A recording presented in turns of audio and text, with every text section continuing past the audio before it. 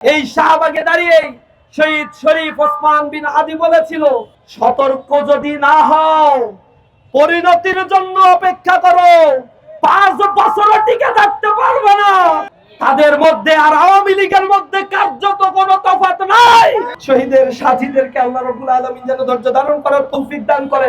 প্রিয় উপস্থিতি, আজকে বিকেলে বাংলাদেশের গাইবান্ধায় অত্যন্ত নৃশংসভাবে বর্তমান ক্ষমতাসীন দলের অঙ্গ সংগঠন সন্ত্রাসী যুবদল কর্তৃক নৃশংসভাবে গাইবান্ধায় সাইফুল্লাহকে হত্যা করা হয়েছে। আমরা এই হত্যাকাণ্ডের তীব্র নিন্দা এবং প্রতিবাদ জানাই। আপনাদের সাথে দীর্ঘ 20 বছর ধরে কাঁধে কাঁধ মিলিয়ে ফ্যাসিবাদী শাসন ব্যবস্থা, হত্যা, গুম, খুন এবং সকল অনৈতিকতার বিরুদ্ধে রাস্তায় দাঁড়িয়ে আমরা প্রতিবাদ করে আমাদের অসংখ্য ভাইদেরকে আমরা হারিয়েছি। কিন্তু অত্যন্ত দুঃখজনক, আজকে আপনারা ক্ষমতায় এসে সেই একই রাস্তা আপনারা অবলম্বন করেছেন। আমরা হুঁশিয়ার করতে চাই, অনতি বিলম্বে এই খুনের রাস্তা যদি পরিহার না করেন, একই পন্থায় যদি হাঁটতে থাকেন, এই দিল্লি মামুবাড়ি আপনাদের পাঠানো হবে। আমরা লজ্জিত, জুলাই পরবর্তী এই স্বাধীন বাংলাদেশে 100 দিনে 605টি হত্যাকাণ্ডের ঘটনা ঘটানো হয়েছে। আওয়ামী সন্ত্রাসীদের হাতে হত্যাকাণ্ড হয়, তাদের গ্রেফতার করা হয় না। বিএনপি সন্ত্রাসীরা এই 4 মাসে 285 জনকে হত্যা করেছে। সেই হত্যাকাণ্ডের বিচার তো হয় নাই, তাদেরকে আবার পুনর্বাসন আর কমিটিতে তাদের স্থান দেয়া হচ্ছে। একই রাস্তা তোমরা যদি অবলম্বন করো, জেনে রাখো মানুষের প্রতি ফোঁটা রক্তের দাম এই জমিন তোমাদের দিবে। এই জমিন তার প্রতি উত্তর দিবে। শহীদ সাইফুল্লাহর রক্ত বৃথা যাবে না, শহীদ নেতৃবৃন্দর রক্ত যেমনি বৃথা যায় নাই, এই জমিনে রক্ত পড়লে সেই রক্ত তোমাদের গদি, তোমাদের মস্তককে তছনছ করে দিবে। আমরা লজ্জিত, ধিক্কার জানাই তোমাদেরকে। এমন রাজনীতি তোমরা করো, একটি স্কুলের কমিটি গঠনকে কেন্দ্র করে, দখল বাণিজ্যকে কেন্দ্র করে শত শত মানুষকে তারা এই বাংলাদেশে হত্যা করেছে। তাদের মধ্যে আর আওয়ামী লীগের মধ্যে কার্যত কোনো তফাৎ নাই। একই ফ্যাসিবাদ আর স্বৈরতন্ত্র এরা কায়েম করতে চায়।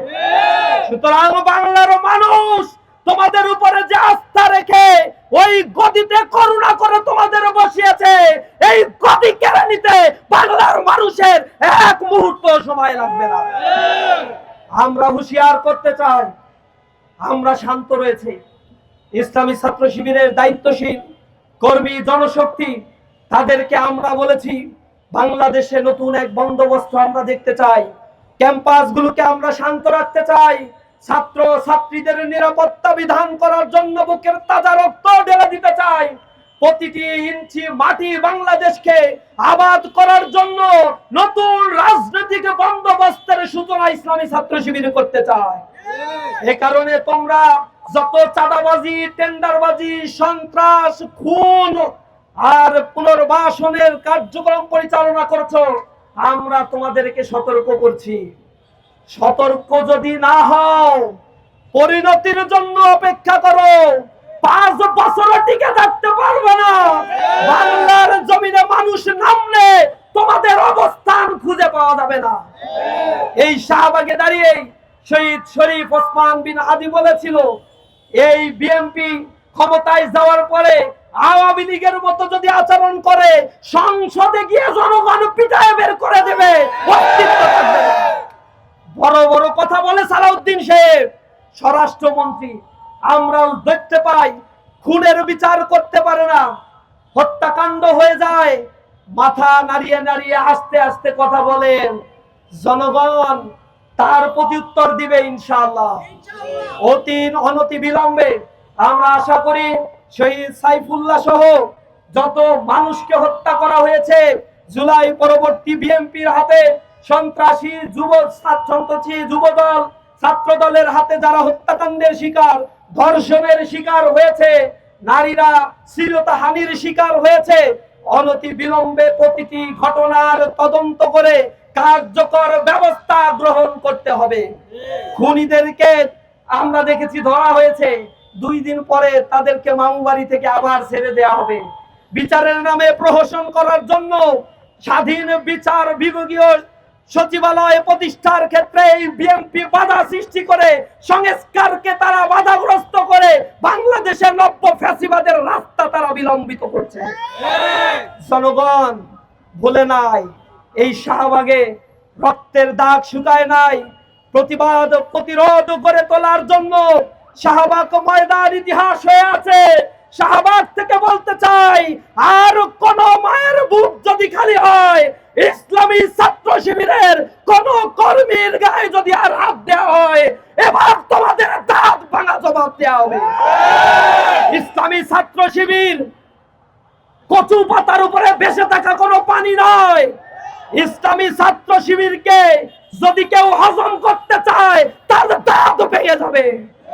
বাংলাদেশে আমাদেরকে নিষিদ্ধ করেছিল, 4 দিনও বাংলাদেশে টিকতে পারে নাই। সুতরাং আমাদেরকে শান্ত থাকতে দাও।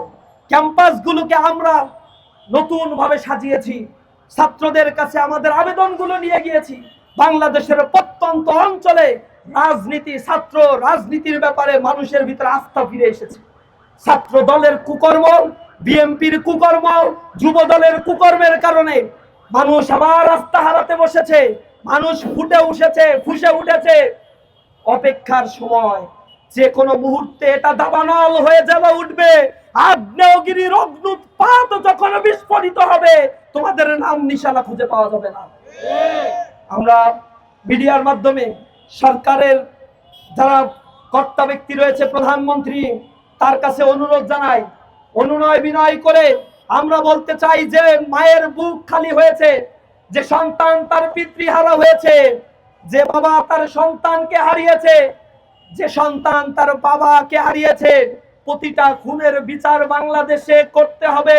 অন্যথায় জনগণকে নিয়ে আমরা রাজপথে আন্দোলন করব, নিশ্চিত করব এই বাংলাদেশে জাস্টিস ইনশাআল্লাহ।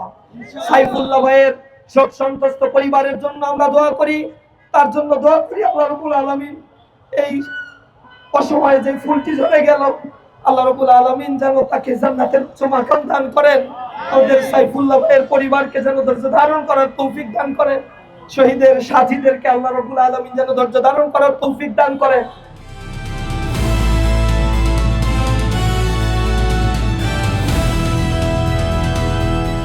দিনাজপুর টিভি, মানুষের জীবনের কথা বলে।